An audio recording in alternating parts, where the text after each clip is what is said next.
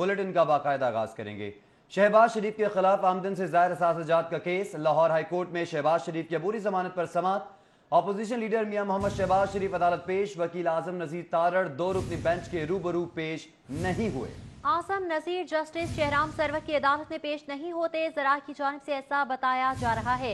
लीगी रहनुमा Rana Sanaullah, deputy mayor Rao Shahabuddin भी हाई कोर्ट में मौजूद है। शहबाज शरीफ अदालत पेश होने से कबल बार कमेटी रूम पहुंच गए।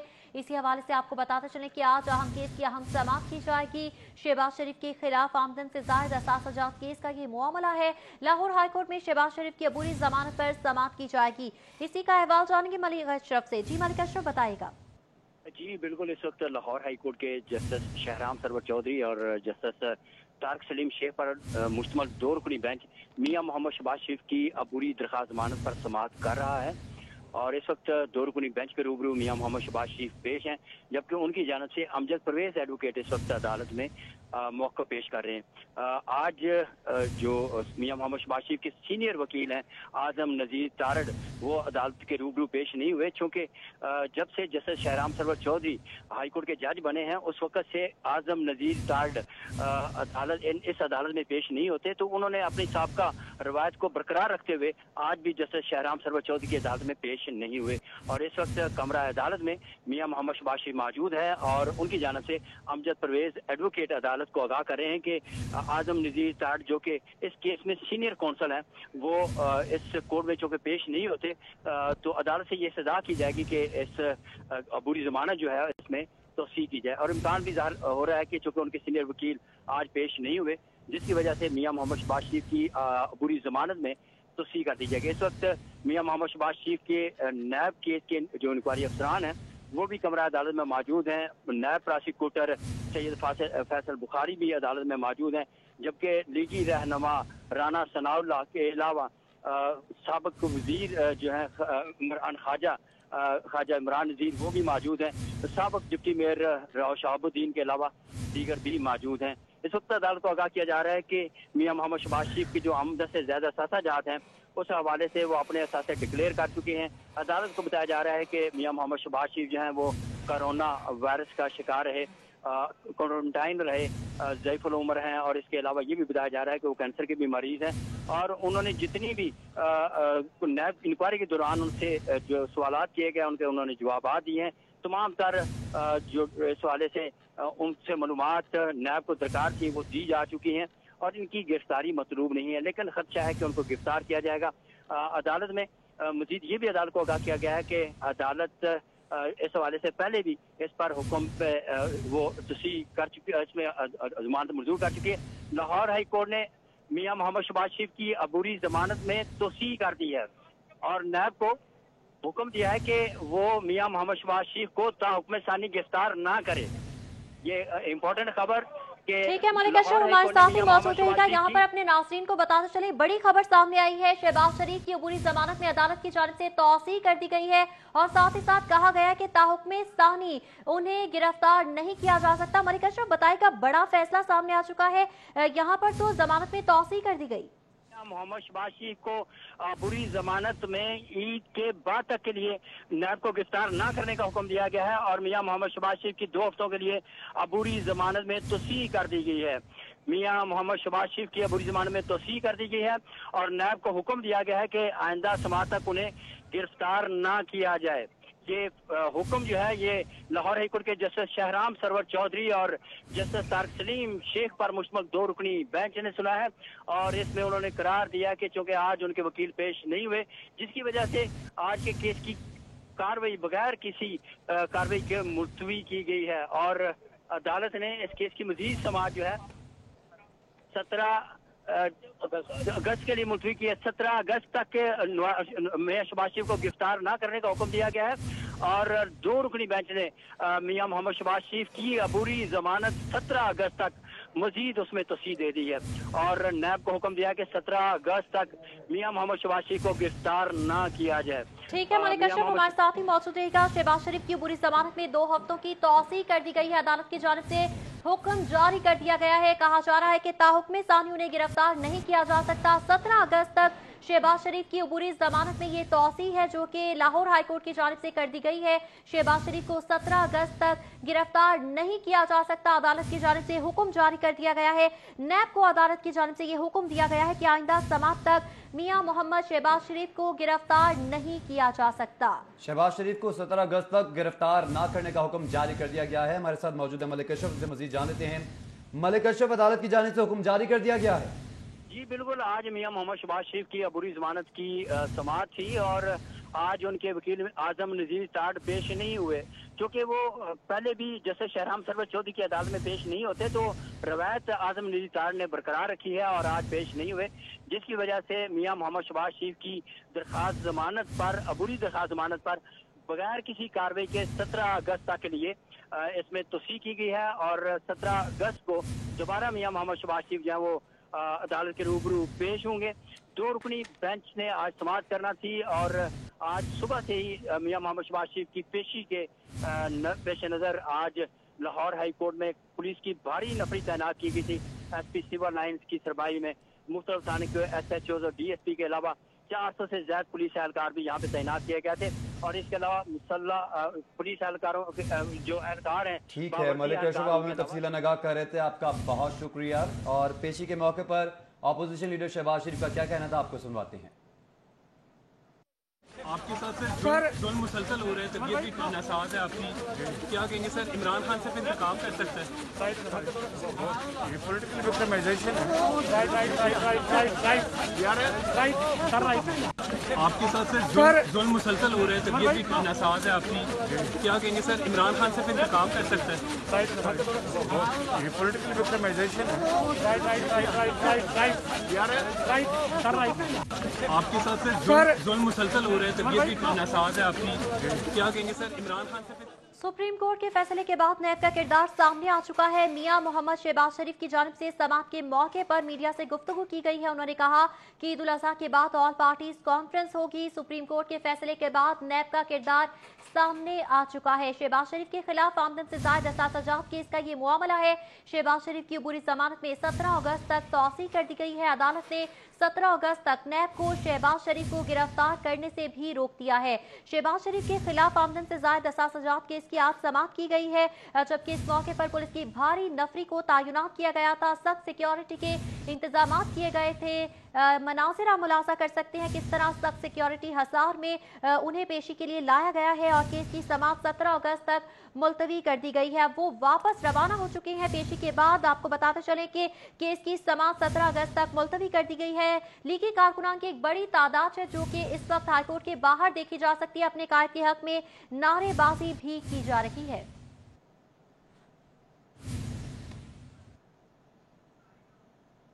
मनाज़िर हम मुलाजा कर सकते हैं। शहबाज शरीफ समाअत के बाद वापस रवाना हो रहे हैं। शहबाज शरीफ की अबूरी जमानत में अदालत की जानिब से 17 अगस्त तक तौसी कर दी गई है। साथ ही साथ नैब को हुक्म जारी कर दिया गया है कि ताहुक्म सानी उनको गिरफ्तार नहीं किया जाएगा।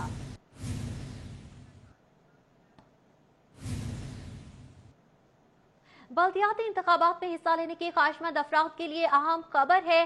पंजाब हुकूमत ने नवंबर के वक्त से बल्दियाती इंतखाबात का पहला मरहला शुरू करने का इंदिया दे दिया है।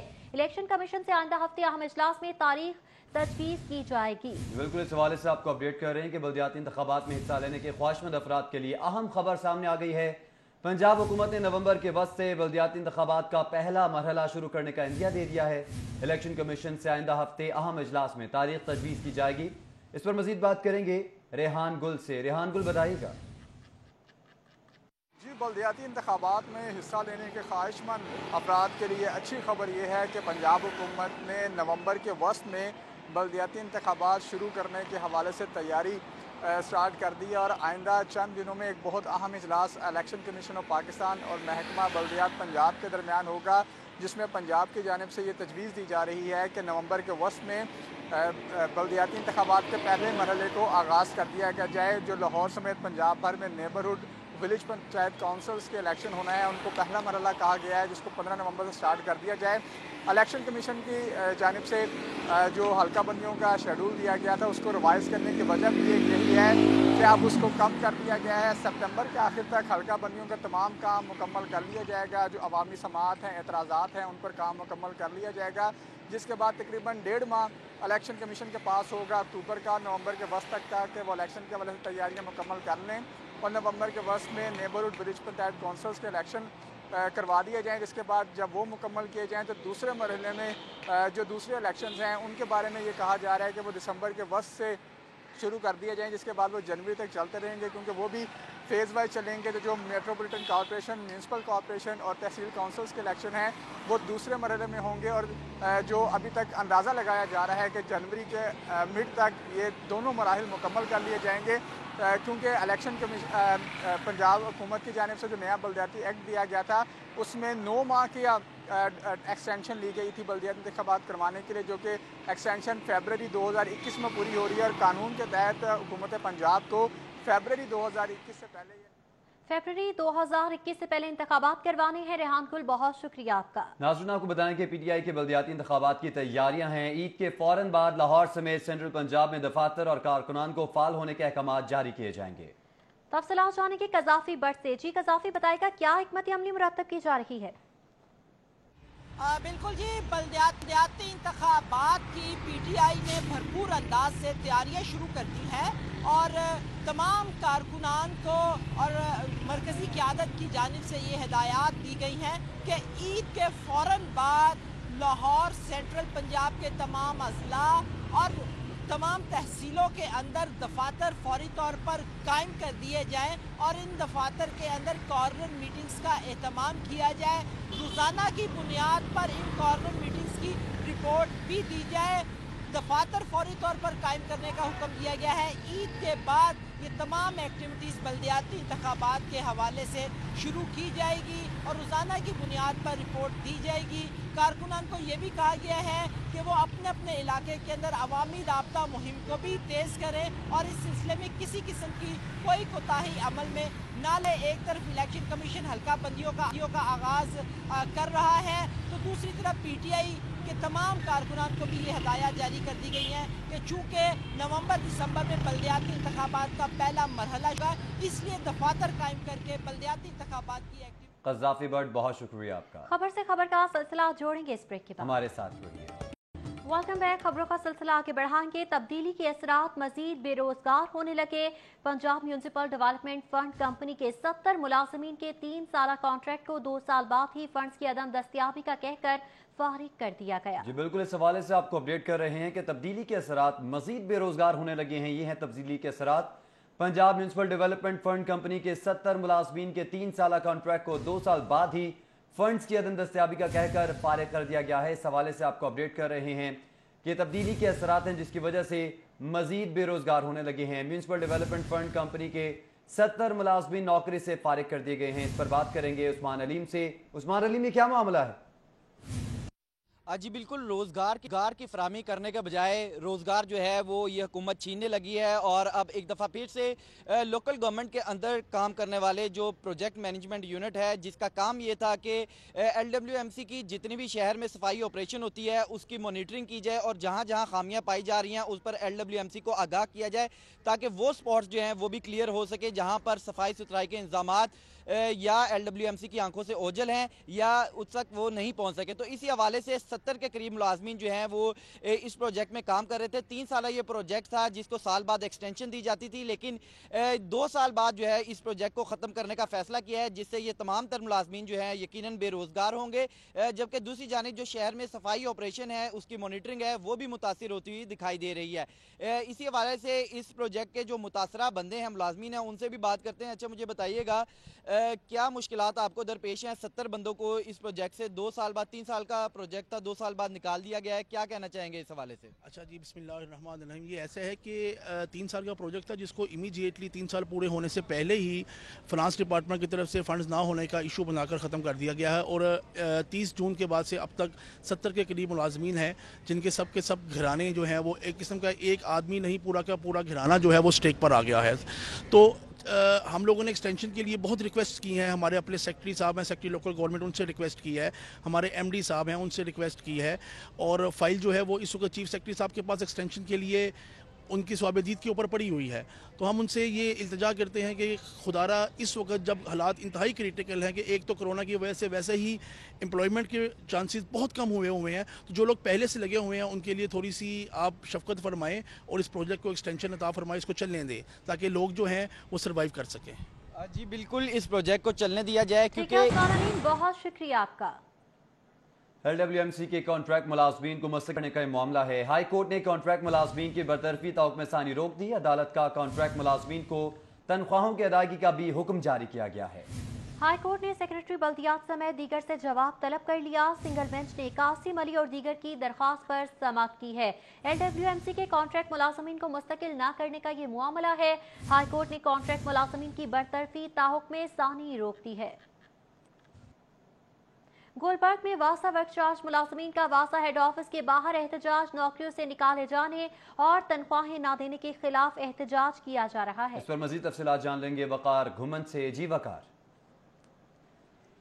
جی واسا کے جو ورک چارج ملازمین ہیں ان کو واسا سے برخاست کر دیا گیا ہے، جس کے خلاف یہ تمام ملازمین اس وقت واسا ہیڈ آفس کے باہر احتجاج کر رہے ہیں، اور ان کا یہ بھی کہنا ہے کہ ان کو کئی ماہ سے تنخواہ بھی نہیں دی گئی اور نوکری سے بھی نکال دیا گیا ہے. ہمارے ساتھ مظاہرین موجود ہیں، ان سے بات کرتے ہیں کہ ان کے کیا مطالبات ہیں. کل بھی آپ لوگوں نے احتجاج کیا، آج بھی کر رہے ہیں، کوئی جواب نہیں آیا، رسپانس نہیں آیا؟ کسی قسم کا کوئی جواب نہیں ہمیں ملا، اور ہم 4 ماہ سے ہمیں سیلری نہیں دی گئی. 5.5 سال سے میں ملازمت کر رہا ہوں، لسٹ لگ گئی ہے اور میری فائنلی لسٹ ہو گئی، اس کے بعد نکال دیا گیا ہے.